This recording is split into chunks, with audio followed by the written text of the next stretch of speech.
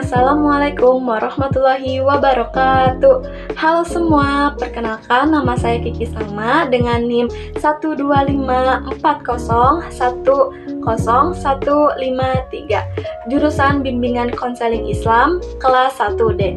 Dalam video ini merupakan jawaban dari ujian akhir semester mata kuliah Ilmu Komunikasi, dan juga saya akan menjawab 10 soal yang sudah saya pilih dan 1 soal khusus. Yang pertama, komunikasi merupakan proses suatu ide dialihkan dari sumber kepada penerima dengan maksud untuk mengubah tingkah laku mereka. Hal ini diungkapkan oleh Edward M. Rogers yang menekankan bahwa komunikasi bukan sekadar proses penyampaian pesan, tetapi juga melibatkan upaya menciptakan pemahaman bersama antara pengirim dan penerima. Dalam pandangannya, komunikasi berkaitan erat dengan proses perubahan. Karena melalui pertukaran ide inilah individu dapat mengubah pengetahuan, sikap, dan perilaku. Rogers melibat komunikasi sebagai bagian penting dari proses diffusi inovasi, di mana suatu gagasan baru dapat menyebar dan diadopsi dalam suatu masyarakat.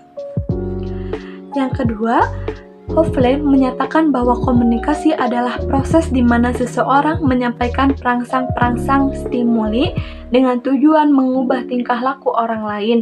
Dalam pandangannya, komunikasi tidak hanya sekedar penyampaian pesan, tetapi juga melibatkan berbagai faktor penting seperti kredibilitas sumber, kejelasan dan logika isi pesan, saluran komunikasi yang digunakan, serta karakteristik dan kesiapan penerima dalam menerima pesan. Hoffman menekankan pesan komunikasi persuasif, yaitu bagaimana pesan yang disampaikan dapat memengaruhi sikap, pemikiran, dan perilaku penerima.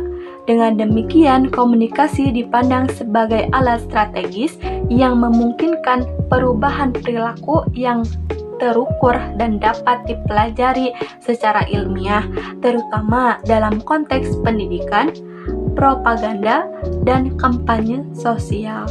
Yang ketiga, jika kita melihat konteks komunikasi dari keterlibatan jumlah pesertanya, beberapa bentuk komunikasi memiliki kesegaran umpan balik yang berbeda-beda. Komunikasi antar pribadi atau tatap muka memiliki umpan balik yang sangat cepat karena interaksi terjadi secara langsung antara pengirim dan penerima. Komunikasi dalam kelompok kecil juga memungkinkan adanya umpan balik meskipun kecepatan sedikit lebih lambat dibanding komunikasi tatap muka 1 lawan 1. Sementara itu, komunikasi massa seperti melalui televisi, radio, atau media cetak memiliki kesegaran umpan balik paling rendah karena pesan disampaikan kepada banyak orang sekaligus dan respon dari penerima biasanya lambat atau tidak langsung. Hal ini menunjukkan bahwa semakin banyak jumlah peserta dalam komunikasi, semakin rendah tingkat kesegaran umpan baliknya, sehingga komunikasi menjadi kurang interaktif dibanding komunikasi tatap muka. Yang keempat, konteks komunikasi dianggap sebagai proses sebab akibat, maka komunikasi disebut sebagai interaksi. Hal ini terjadi karena adanya umpan balik yang memungkinkan penerima merespon pesan dari pengirim, sehingga komunikasi tidak bersifat statis atau satu arah. Dalam komunikasi interaksi, pesan dan respon saling memengaruhi, menciptakan proses yang dinamis di mana pengirim dan penerima secara bergantian berperan sebagai pihak yang mengirim maupun menerima informasi. Komunikasi jenis ini juga menekankan pentingnya konteks, situasi, dan hubungan antara peserta komunikasi, karena faktor-faktor tersebut dapat memengaruhi cara pesan diterima, dipahami, dan direspon. Dengan demikian, komunikasi interaksi tidak hanya menyampaikan informasi, tetapi juga membangun pemahaman, memperkuat hubungan sosial, dan memungkinkan adanya penyesuaian perilaku berdasarkan respon dari pihak lain.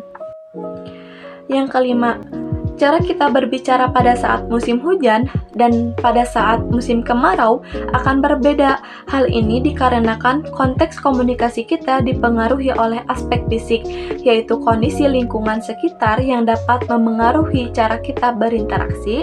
Faktor-faktor fisik seperti cuaca, suhu, cahaya, kebisingan lingkungan, dan bahkan kondisi tempat dapat memengaruhi volume suara, intonasi, gestur, serta ekspresi wajah saat berbicara. Misalnya, saat hujan deras, kita mungkin berbicara lebih pelan, terburu-buru, atau menyesuaikan posisi tubuh untuk berteduh. Sedangkan saat kemarau, kondisi yang lebih nyaman memungkinkan komunikasi berlangsung lebih santai, jelas, dan terbuka. Selain itu, aspek fisik juga dapat memengaruhi persepsi dan respon penerima, karena suasana lingkungan dapat memengaruhi suasana hati dan fokus seseorang. Dengan demikian, komunikasi dapat dipengaruhi oleh konteks fisik dan kemampuan menyesuaikan diri dengan kondisi tersebut merupakan bagaimana penting dari komunikasi yang efektif. Yang keenam, pada saat kita berkomunikasi dengan suku di Sumatera akan berbeda dengan berkomunikasi dengan suku di Jawa. Perbedaan ini merupakan bagian dari konteks komunikasi yang dipengaruhi oleh aspek sosial, yaitu latar belakang budaya, norma, nilai, dan adat istiadat yang memiliki masing-masing kelompok. Aspek sosial mempengaruhi cara berbicara, pilihan kata, gestur, tingkah kesopanan, serta cara menyapa dan menanggapi orang lain. Oleh karena itu, komunikasi yang efektif menuntut pemahaman terhadap perbedaan sosial budaya agar pesan yang disampaikan dapat dipahami dengan benar. Hubungan interpersonal tetap harmonis dan potensi kesalahpahaman dapat diminimalkan. Yang ketujuh, saat perkuliahan, komunikasi yang terjadi berfungsi untuk memberikan edukasi pada mahasiswa. Hal ini tercermin melalui penyampaian materi oleh dosen, penjelasan konsep secara sistematis, diskusi interaktif, tanya jawab, serta bimbingan akademik yang membantu mahasiswa memahami materi secara mendalam. Fungsi komunikasi dalam konteks ini adalah fungsi pendidikan, di mana tujuan utamanya adalah mentransfer pengetahuan, membentuk pemahaman, serta mengembangkan keterampilan, sikap, dan kemampuan berpikir kritis mahasiswa. Selain itu, komunikasi perkuliahan juga berperan dan membangun hubungan interpersonal antara dosen dan mahasiswa, mendorong partisipasi aktif, motivasi mahasiswa untuk belajar, serta menciptakan lingkungan belajar yang kondusif dan kolaboratif. Dengan demikian, komunikasi dalam perkuliahan bukan hanya alat penyampaian informasi, tetapi juga sarana untuk membentuk karakter, kreativitas, dan kemampuan analisis mahasiswa secara menyeluruh. Yang kedelapan, lambang pada dasarnya tidak mempunyai makna. Maknanya muncul karena kita yang memberikannya. Oleh karena itu, komunikasi pada prinsip ini termasuk sebagai suatu proses simbolik. Artinya, kata-kata, gestur, gambar, tanda, atau lambang lainnya digunakan untuk mewakili ide, konsep, perasaan, atau pengalaman tertentu. Makna yang terkandung dalam simbol-simbol tersebut bersifat subjektif dan kontekstual, tergantung pada pengalaman, budaya, dan interpretasi individu atau kelompok.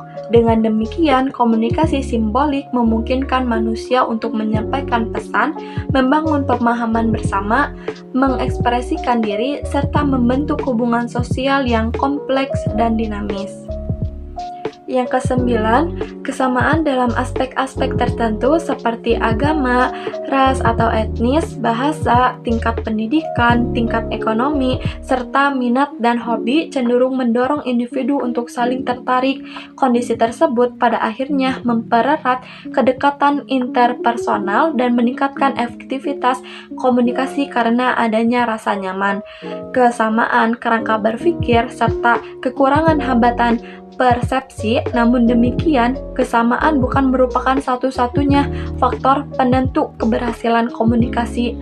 Perbedaan sekalipun dapat menghasilkan komunikasi yang efektif apabila disertai sikap saling menghargai, keterbukaan, empati, serta kemampuan untuk beradaptasi. Yang ke-10, semakin besar minat seseorang terhadap suatu objek, semakin membesar pula pupil matanya. Hal ini membuktikan bahwa tatapan mata merupakan bentuk komunikasi nonverbal. Tatapan dan gerak mata dapat menyampaikan informasi tentang perhatian, minat, emosi, atau sikap seseorang tanpa menggunakan kata-kata. Reaksi pupil yang otomatis terhadap rangsangan tertentu menjadi indikator nonverbal yang kuat karena dapat menunjukkan keterkaitan atau antusiasme secara spontan. Oleh karena itu, komunikasi melalui mata berperan penting dalam interaksi sosial, membantu mengekspresikan perasaan, memperkuat pesan verbal, dan menciptakan pemahaman yang lebih dalam antara individu. Yang terakhir, Ayah itu sosok yang tegas. Beliau mengajari bagaimana kedisiplinan. Tapi aku yakin di balik tegasnya Ayah, mau yang terbaik untuk anaknya. Ayah selalu memberi fasilitas yang terbaik, mengusahakan yang anaknya butuhkan. Dan Ayah pernah bilang bahwa hidup tidak pernah memberi jalan yang mulus, tapi selalu memberi alasan untuk terus melangkah. Ayah selalu percaya bahwa pendidikan adalah satu-satunya warisan yang bisa ia berikan tanpa takut habis. Meskipun hidup sering kali memberi lebih banyak cobaan daripada kemudahan, ia tidak pernah gentar ketika menyangkut masa depan anaknya. Pada waktu aku lulus SMA, aku berkata ingin melanjutkan kuliah. Ayah hanya terdiam beberapa detik, bukan karena ia ragu dengan mimpiku, tetapi karena ia sedang berhitung, bukan dengan angka, melainkan dengan tenaga, waktu, dan pengorbanan yang harus ia siapkan. Tetapi seperti biasa, ia tersenyum dan berkata, "Iya, mungkin aku tidak tahu perjuangan apa yang udah beliau lakukan demi anaknya masuk ke perguruan tinggi. Yang pasti akan kupastikan tenaga dan keringat yang ayah keluarkan tidak akan sia-sia." Sekian dari saya. Wassalamualaikum warahmatullahi wabarakatuh.